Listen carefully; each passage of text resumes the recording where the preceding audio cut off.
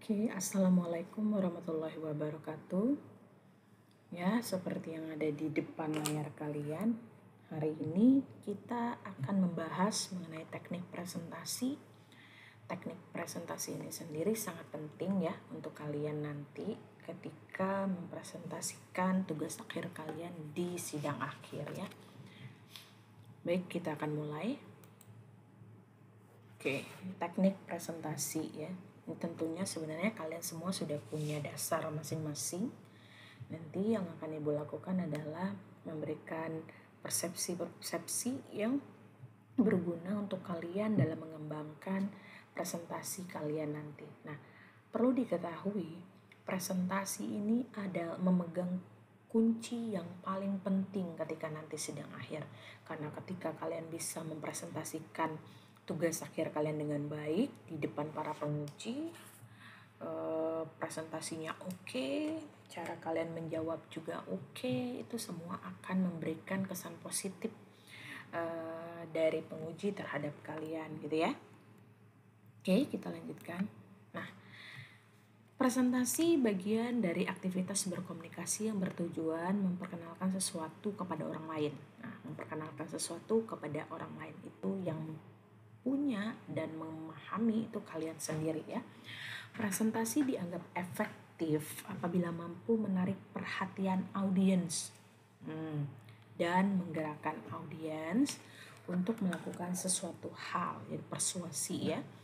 Agar presentasi menjadi efektif, perlu menggunakan teknik presentasi. Nah, dari kalimat ini tentu kalian sudah bisa menangkap bahwa ternyata presentasi itu nggak asal-asalan. Kenapa? Karena ada tujuannya. Karena kita memperkenalkan sesuatu kepada orang lain. Kalian memperkenalkan hasil tugas akhir kalian kepada penguji. Nah, tentunya ketika kita memperkenalkan sesuatu ini harus menarik gitu ya. Harus menarik, harus menguasai. Nah, itu digambarkan atau dikomunikasikan lewat presentasi. Oke, kita lanjutkan. Nah, akan ada uraian materi ini ya yang akan kita bahas nantinya pada slide ini. Nanti akan kita bahas satu-satu ya. Oke, yang pertama adalah penyusunan slide. 3 hal utama yang menyebabkan audiens tidak tertarik dengan presentasi itu apa saja? Yang pertama, penyampaian yang buruk. Oke, tentunya ini bisa diatasi dengan memberikan atau menyajikan informasi itu ke dalam slide yang menarik. Dan tentu saja dengan cara kalian juga ya. Ini tidak terlepas dari cara kalian berkomunikasi gitu. Yang kedua adalah inti yang disampaikan tidak jelas. Nah, bayangkan kalau seandainya yang di slide itu sudah oke nih, cara penyampaian kalian oke, tentu saja dari penguji itu sedikit pertanyaan. Jadi usahakan semua yang kalian lampirkan pada slide adalah apa yang kalian pahami dengan baik. Oke? Dan yang ketiga adalah slide yang rumit dan mengalihkan fokus. Nah, kita nanti bahas lihat seperti apa ini 3 poin ini ya. Nah, unsur-unsur yang mempengaruhi audiens itu apa? Yang pertama, ethical. Yang kedua, emosional. Yang ketiga, logical. Nah, sekarang 3 ini maksudnya apa? Oke, ini. Yang pertama adalah ethical. Ini berkaitan dengan apa? Dengan sosok presenter dan audiensnya. Jadi, ini berkaitan dengan karakter, kredibilitas, latar belakang, dan reputasi. Misalnya kita yang berbicara kepada kita tuh seorang dokter, itu tentunya berbeda kalau seandainya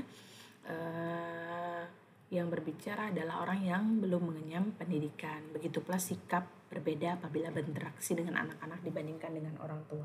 Nah, di sini kalian nih memposisikan diri kalian sesuai dengan diri kalian siapa gitu. Kalian adalah orang berpendidikan yang mempunyai ilmu dan kalian sampaikan kepada orang lain ya. Yang kedua adalah logical. Ini berkaitan dengan fakta dan data. Apabila apa yang disampaikan memiliki fakta, ini diperkuat dengan data, maka tidak ada alasan orang lain untuk menyanggah apa yang kalian sampaikan. Yang penting apa yang kalian sampaikan itu berdasarkan fakta dan data, jangan cuma argumen atau pendapat ya. Yang ketiga adalah emosional. Ini terkait dengan memberikan sentuhan emosi ya kepada audiens sehingga tertarik dengan apa yang disampaikan. Itu kata-kata yang keluar dari mulut akan berbicara di pikiran, namun emosi yang ada pada slide akan berbicara di hati audiensnya. Waduh, ngeri ya bahasanya ya. Nah, sekarang lihat. Ternyata presentasi itu sama dengan kita bercerita, gitu ya. Lihat di sini ada kayak diagram ya, diagram Venn gitu. Nah, beririsan.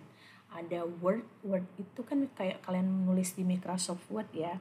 Itu kumpulan teks yang rapat sekali dan ini adalah sinema. Nah, perpotongan irisannya ada di tengah-tengah itu adalah presentasi ya. Nah, kita tahu bahwa kalau dokumen Word kalian itu kan ada kumpulan teks ya. Dia memiliki keterbatasan untuk menggambarkan emosi pasti karena dia cuma berupa kata-kata saja. Berbeda dengan sinema yang berupa media dengar pandang. Sinema ini kayak video ya, yang syarat akan emosi karena dari video itu bisa tergambarkan emosi orang yang sedang bermain peran itu gitu ya.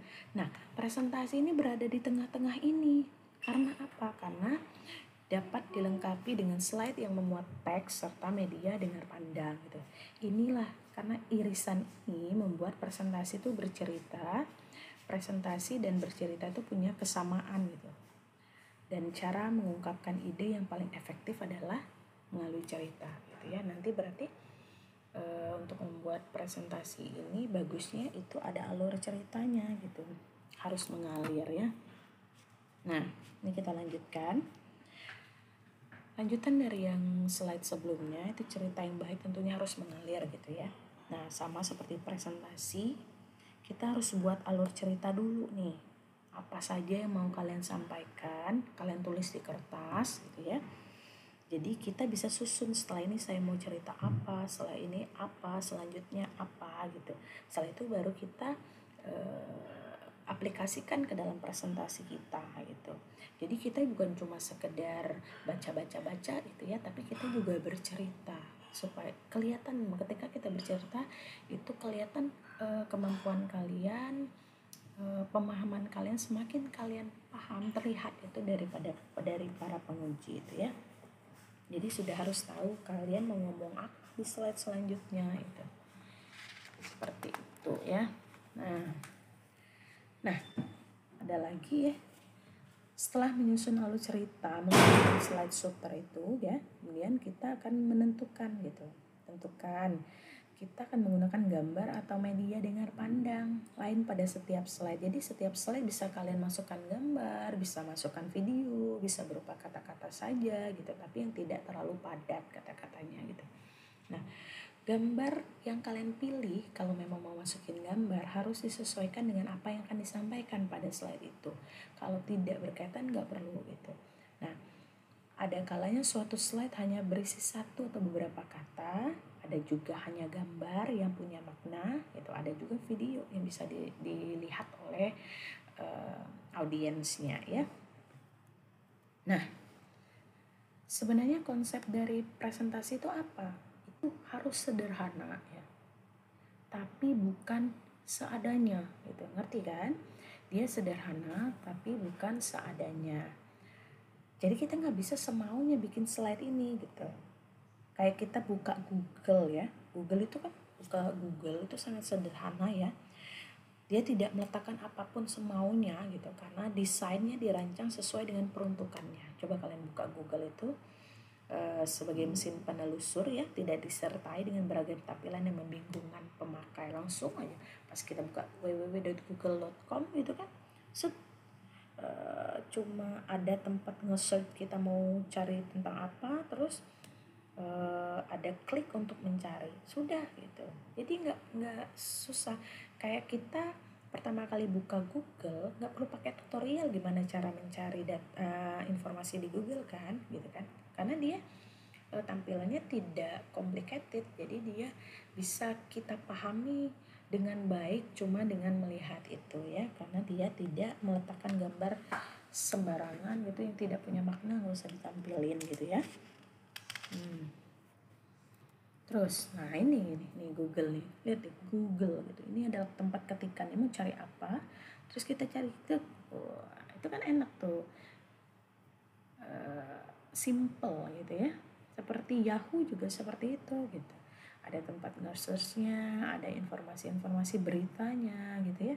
Nah, selain itu usahakan jangan menumpuk ide pesan dalam satu slide. Banyak ide, banyak tulisan, itu membingungkan. Jadi kita harus ganti slide. Kalau pendahuluan satu slide, rumusan masalahnya satu slide gitu ya. Jadi dia tidak ada dua macam info yang berbeda dalam satu slide. Jadi tidak membingungkan audiens saat melihat dan membaca alur pesan gitu. Karena audiens tidak lagi fokus pada membaca, namun justru fokus pada alur pesan dan berusaha membaca alur slide gitu. Mau nggak mau gitu kan, ketika kita menampilkan slide itu terlalu banyak kata-kata gitu, yang pendengar nggak lagi dengar apa kata kita gitu. Yang dilakukan mereka adalah membaca slide itu. Nah, sekarang lihat, perhatikan contoh slide yang ada di depan ini. Mungkin Anda gitu ya, tentu saya juga pernah membuat slide seperti ini gitu. Apa yang ada di benak Anda kalau melihat slide ini gitu? Coba diperhatikan. Ini semuanya tulisan semua. Yang jelas pasti jawabannya beragam ya. Namun pasti dipastikan sebagian besar dari kita akan jawab ya, selain dari tulisan yang banyak ini, lihat nih, latarnya belakangnya biru, tulisannya putih. Tentunya ini menggaburkan slide tulisan-tulisan putih ini gitu. Untuk mata yang masih normal oke gitu. Untuk orang-orang yang matanya ada gangguan sedikit gitu, itu kan terganggu gitu dengan latar warna biru putih seperti ini ya. Bisa dilihat itu kira-kira terganggu enggak gitu. Nah, terus apalagi yang bisa kalian tangkap nih? Tulisannya terlalu padat sih ya, text oriented ya. Nah, ini juga membuat gini ya, maksudnya ketika kalian bikin slide itu tulisannya banyak dan kalian cuma membaca yang ada di slide, sebenarnya pembaca atau audiensnya nggak perlu kalian mempresentasikan lagi, tinggal baca dong gitu ya. Berarti fungsi kalian sebagai presenter itu tidak termanfaatkan dengan baik. Berbeda ketika kita menampilkan sedikit gitu ya, tulisan cuma sebagai pemancing dan kalian yang menjelaskan. Kelihatan bahwa kalian tuh memahami dengan baik apa yang kalian presentasikan ya. Karena kalau sudah tulisan seperti ini banyak, tiap slide seperti ini, ya udah kalian nggak usah presentasi, tinggal kirim kirim presentasinya ke email dosennya, ya udah selesai gitu kan. Nggak terlalu bermanfaat presentasi kalian. Jadi ya kalian bisa berpikir sendiri ya apa yang harus kita lakukan supaya presentasi kita menarik gitu dan didengar dengan baik oleh penguji gitu. Oke. Nih. Nah, selain dari itu, slide yang teks semua itu teks oriented itu bikin audiensnya bosen gitu. Jadi mereka bosen, tidak tertarik gitu kan. Ya jadi yang mereka dengar itu sedikit informasinya, sehingga banyak sekali akan datang pertanyaan nantinya dari penguji ya. Nah, ingat juga bahwa teks yang dibaca audiens itu hanya bertahan 2 menit di memori otak gitu. Itu secara teori ya, yang kalian bisa baca itu nanti. Nah, perhatian audiens itu tidak lagi pada presenter. Dia cuma terfokus baca teks saja. Ya udah bodo amat apa yang disampaikan oleh presenter, saya bisa baca sendiri kok gitu kan. Oke, sekarang dilihat nih. Perhatikan gambar ini, coba kalian hafal dalam waktu 2 menit. Nanti kalian tes deh, kira-kira kalian bisa mengulang kembali nggak tanpa melihatnya kalau bentuknya seperti ini. Ya. Bedain dengan yang seperti ini gitu. Kita kasih warna pada teks gitu kan untuk poin-poin utama. ini menghafalnya lebih gampang gitu dibandingkan dengan ini gitu. Jadi audiens pun akan jauh lebih memahami ketimbang ini kalau hitam semua. Strategi baik, operasi baik, pemenang, winner gitu, antara 1, 2, 3, 4 itu tidak ada perbedaan atau highlight pada poin utamanya dibandingkan dengan ini. Nih akan gampang kalau ingat aja ya, strategi dan operasi. Kalau baik sama baik pemenang, kalau baik tidak baik pemimpi, kalau tidak baik operasi baik mitu gitu. Saya juga gitu ya. Tidak baik dan operasi tidak baik loser. Nah ini kan jauh lebih gampang dan yang melihatnya itu lebih cepat nangkapnya gitu ya.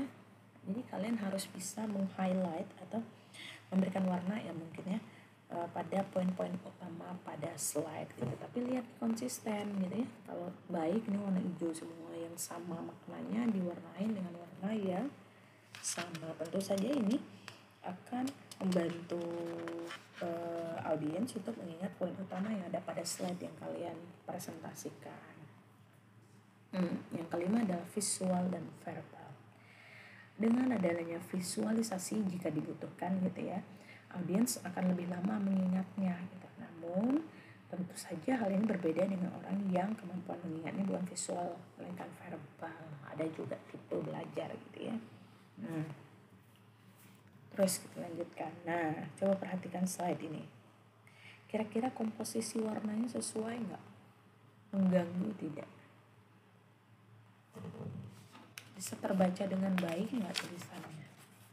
Kalau ibu pribadi ini sangat mengganggu ya, apalagi dengan laparnya warna kuning gitu. Tidak jelas sekali apa yang disampaikan di slide. Nah, ini lagi. Yang tidak kalah penting ini adalah grafik. Kalian pasti akan menampilkan grafik pada slide kalian ya. Tentu saja grafik yang kalian buat itu jangan sampai membingungkan audiens gitu. Yang pertama, hindari teks yang sulit dibaca gitu ya. Intinya adalah grafik yang kalian masukkan ke dalam slide itu fungsinya hanya untuk memperkuat ide gitu. Jangan sampai mengganggu konsentrasi dari audiens itu sendiri. Jadi malah mengganggu, bukan malah sifatnya informatif ya. Oke, yang keenam. Sekarang perhatikan gambar yang ada di slide ini. Kira-kira yang tidak berguna apa nih yang bisa dibuang? Online collaborative learning implementation gitu kan. Ini perlu nggak? Nah, apa saja yang perlu dibuang? Kalau pribadi ibu ya, bendera ini dibuang gitu. Buat apa, manfaatnya nggak ada gitu. Ya cuma sebagai hiasan. Yang kedua apa lagi? Panah ngelengkung ini apa maknanya? Nggak ada gitu ya. Bisa dihapus. Gambar yang diletakkan pada slide, kalau kalian mau masukin gambar itu harus memperkuat pesan yang ingin kalian sampaikan. Kalau fungsinya tidak memperkuat pesan, nggak perlu kita masukkan gitu ya, karena itu hanya mengganggu gitu atau noise ya istilahnya. Penempatan juga silakan disesuaikan karena dia membingungkan alur pembacaannya ya. Ini lagi tuh, lihat ini. Kalau kalian lihat slide ini, itu yang kalian lakukan itu sebenarnya apa ketika melihat slide ini? Lihat mobilnya atau baca tulisannya? Pasti ada yang ya, fokus ke mobilnya gitu ya, keren gila gitu kan, bukan malah ke tulisannya gitu. Nah, intinya jangan masukin gambar-gambar ya tidak menguatkan pesan dan mengganggu, mendistraksi konsentrasi dari pembaca ya. Hindari menggunakan gambar yang mengalihkan fokus. Nah, kita lanjutkan. Nah ini ya, lihat slide ini. Kira-kira menurut kalian ada yang perlu direvisi, ada yang perlu dibuang atau gimana?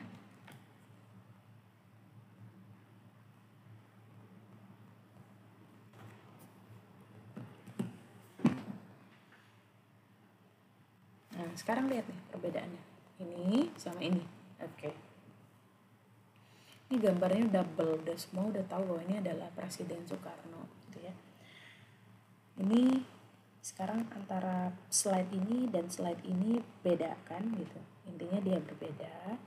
Tapi pertanyaannya adalah kira-kira ketika ibu ubah slide ini, yang ini menjadi yang ini, pesan yang disampaikannya berkurang nggak? Enggak kan? Sama saja tersampaikan, pidatonya ini sudah menggambarkan. Ini lebih simple kan, ini lebih ramai. Nah, yang harus dibuang yang mananya?